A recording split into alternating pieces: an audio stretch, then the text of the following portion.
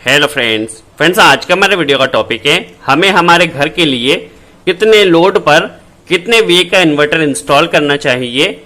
Inverter को चलाने के लिए वहां पर हमें वायर या केबल कितने स्क्वायर एमएम का लगाना चाहिए।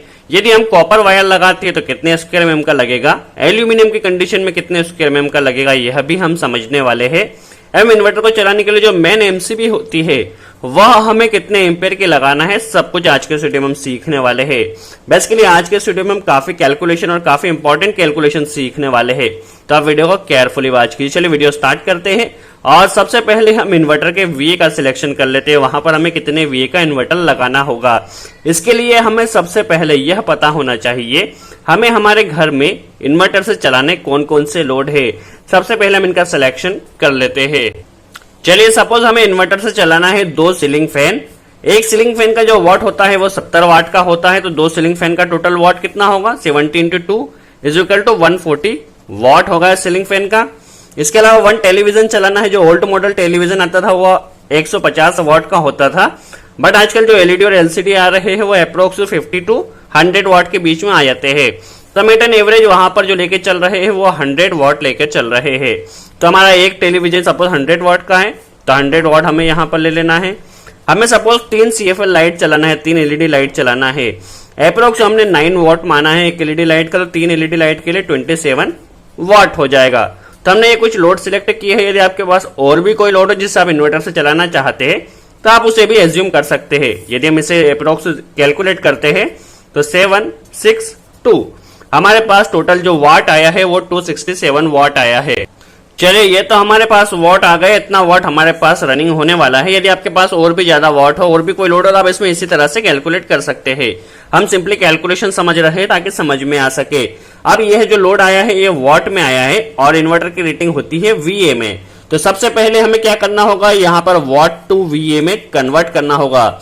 267 जो वाट है वो वीए में कितना होगा, तो बेसिकली वाट टू वीए में कन्वर्ट करने के लिए हमें जो भी वाट है वाट को क्या करना होता है, पावर फैक्टर से डिवाइड करना होता है। नॉर्मली हमारे घरों में जो पावर फैक्टर होता है वो काफी लो होता है, लैगिंग पावर फैक्टर होता है। नॉर्मली हम वहां पे एज्यूम कर सकते हैं 0.80 पावर फैक्टर हम वहां पर एज्यूम कर सकते हैं। तो सबसे पहले हमें वहां पे क्या निकालना है, वीए निकालना है।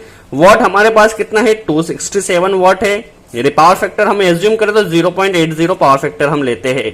तो यदि हम यहाँ पर इसे कैलकुलेट करते हैं तो हमारे पास जो टोटल वाट आता है वो आता है 337.5 VA।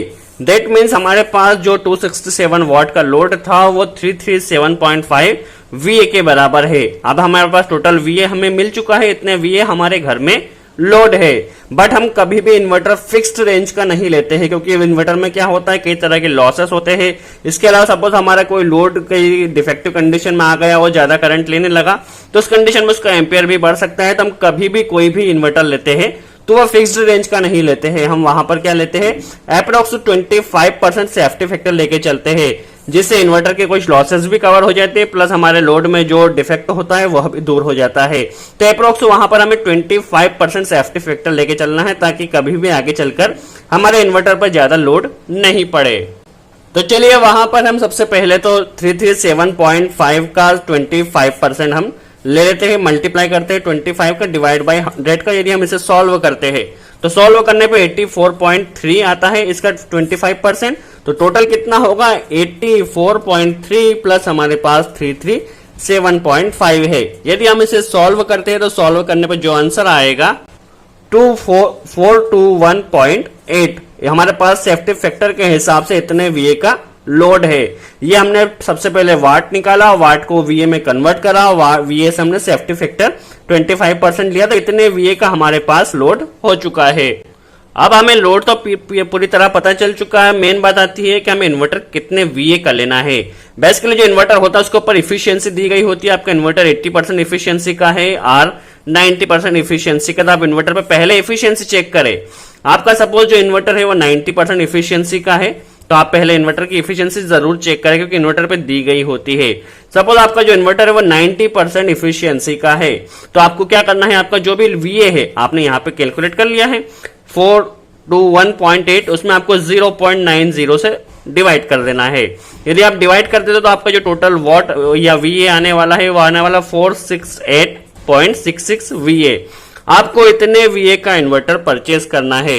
यदि इतने VA का इन्वर्टर आपको मिल जाता है तो ठीक, अदरवाइज इससे आपको जो ऊंची रेंज का या इससे ज्यादा वही VA का जो इन्वर्टर मिलता है वह आपको परचेज कर लेना है। तो इस तरह से आप VA का सिलेक्शन कर सकते हैं, आपको कितने VA का इन्वर्टर आपके घर में इंस्टॉल करना है।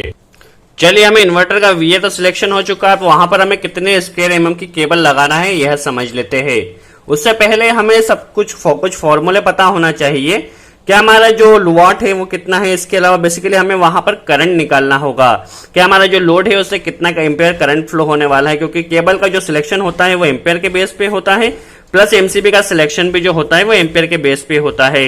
तो सबसे पहले हमें वहां पर एम्पेयर निकाल लेना है। देखिए, एम्पेयर निकालने के लिए हमें फॉर्मूला क्या यूज करना है, पावर का फॉर्मूला सिंगल फेज के लिए यूज करना है, जहां पर P इज इक्वल टू होता है VI cos phi, voltage into current into power factor. यहां से यदि हम बेसिकली करंट को निकालना चाहे तो जो फॉर्मूला बनेगा वो P divide by V cos phi बनने वाला है। अब हमारे पास जो टोटल लोड था वो कितना था, 267 वॉट था, बट यहाँ पे हमें 25% सेफ्टी फैक्टर लेना होगा, तो इसमें हमें 25% एक्स्ट्रा वॉट के हिसाब से एमसीबी को सिलेक्ट करना होगी। तो देखिए, हम वहां पर क्या करते हैं, 25% एक्स्ट्रा लोड ले लेते हैं, तो हम यहाँ पे 1.25 का मल्टीप्लाई कर देते हैं, जो कि सेफ्टी फैक्टर के हिसाब से होने वाला है।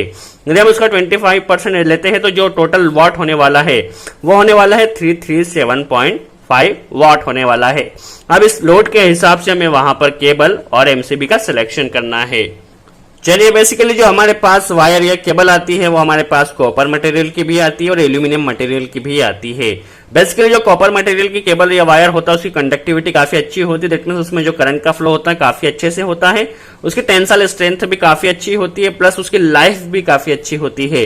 इन्हीं वजह से जो उसकी कॉस्ट होती है वो भी थोड़ी ज्यादा होती है as compare to aluminium cable के। तो बेसिकली चलिए, यदि हम कॉपर की केबल लगाते हैं तो कितने स्क्वायर एमएम की हमें लगाना होगी। बेसिकली कॉपर की जो केबल होती है उसमें से जो 1 स्क्वायर एमएम की केबल होती है हम वहां पे 6 एम्पेयर करंट आसानी से ले सकते हैं। यदि हम सेफ्टी फैक्टर के हिसाब से देखें, नॉर्मली 7, 8 या 10 एम्पेयर तक का करंट टेक्नीशियन लेते हैं, बट इतना नहीं लेना है हमें। वहां पर ओनली 6 एम्पेयर करंट की जो बेसिकली 1 स्क्वायर एमएम की केबल से लेना है यदि कॉपर की है तो। चलिए, कॉपर की केबल कितनी लगने वाली हम समझ लेते हैं। देखिए, 1 स्क्वायर एमएम से हमें 6 एम्पेयर करंट लेना है, तो हमारे पास टोटल बेसिकली यहाँ पे हमें सबसे पहले तो इसका करंट निकाल लेना है, करंट कितना फ्लो होने वाला है, तो यहां से हम करंट निकाल लेते हैं। चलिए, करंट निकालने के लिए हमने पावर पुट कर दी 337, वोल्टेज सिंगल फेज के लिए 220 लिया है, पावर फैक्टर 0.8 लिया है।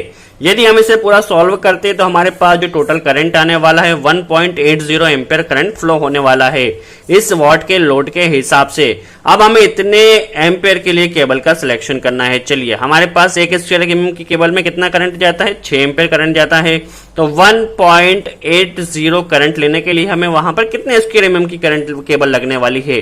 तो यदि हम इसका मल्टीप्लाई करते हैं इस हिसाब से तो हमें वहां पर 0.3 स्क्वायर एमएम की केबल लगाना होगी, बट 0.3 स्क्वायर एमएम की केबल आती नहीं, तो आप वहां पर आधे की केबल या 0.5 स्क्वायर एमएम की केबल कनेक्ट कर दीजिए। बेसिकली काफी पतली वायर होगी क्योंकि यहाँ पर हमारे पास लोड कम है। आप पहले लोड ले ले, उसके हिसाब से आप कैलकुलेशन आगे कर सकते हैं। और यदि हम एल्यूमिनियम की केबल लेते हैं तो जो एल्यूमिनियम की केबल होती है उसमें हम 1 स्क्वायर एमएम से ओनली 4 एम्पेयर तक का करंट ले सकते हैं यदि हम सेफ्टी फैक्टर के साथ देखें तो। चलिए, 4 एम्पेयर करंट ले सकते हैं। तो यदि 1 स्क्वायर एमएम की केबल यदि हम 1 स्क्वायर एमएम की केबल से 4 एम्पेयर करंट ले सकते हैं तो 1.80 एम्पेयर के लिए हमें कितने स्क्वायर एमएम की केबल लगेगी। जस्ट हमें इसे सॉल्व कर लेना है, तो 0.45 स्क्वायर एमएम एल्यूमिनियम की केबल लगने वाली है।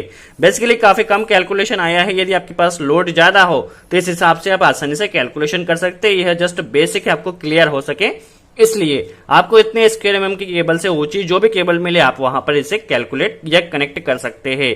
चलिए, अब बात आती है एमसीबी की, हमें वहां पर कितने एम्पियर की एमसीबी को कनेक्ट करना है। तो बेसिकली आपके पास लोड कितना है, 1.80 एम्पियर का लोड है, तो इससे ऊपर के आपको 2 एम्पियर की एमसीबी मिल जाएगी, तो आप वहां पे 2 एम्पियर की एमसीबी कनेक्ट कर सकते हैं, या आप वहां पर इससे ज्यादा की जो भी एमसीबी मिले, 3 एम्पियर 4 एम्पियर की जो भी एमसीबी मिले आप वहां पर कनेक्ट कर सकते हैं। सबसे पहले आपको टोटल एम्पियर पता होना चाहिए। यदि एम्पियर पता हो तो आप आसानी से एमसीबी को कनेक्ट कर सकते हैं। बेसिकली जो एमसीबी को हम कनेक्ट करते हैं वह भी हम 25% या 50% एक्स्ट्रा लेकर चलते हैं, ताकि आगे कोई फॉल्ट आए तो हमारी एमसीबी में कोई डिफेक्ट नहीं हो। सो आई होप आपको क्लियर हुआ हो आपको घर के लिए कितने VA का इन्वर्टर लेना है। सबसे पहले लोड ले ले, लोड को VA में कन्वर्ट कर ले, VA में कन्वर्ट करने के बाद सेफ्टी फैक्टर ले ले। इसके बाद आपको सबसे पहले इन्वर्टर की एफिशिएंसी देखकर टोटल VA का सिलेक्शन कर लेना है। फिर आपको केबल देख लेनी है, इसके यदि आप कॉपर लगाते हैं तो क्या होगी, एल्यूमिनियम लगाते हैं तो क्या होगी, और आसानी से MCB भी आप सेलेक्ट कर सकते हैं।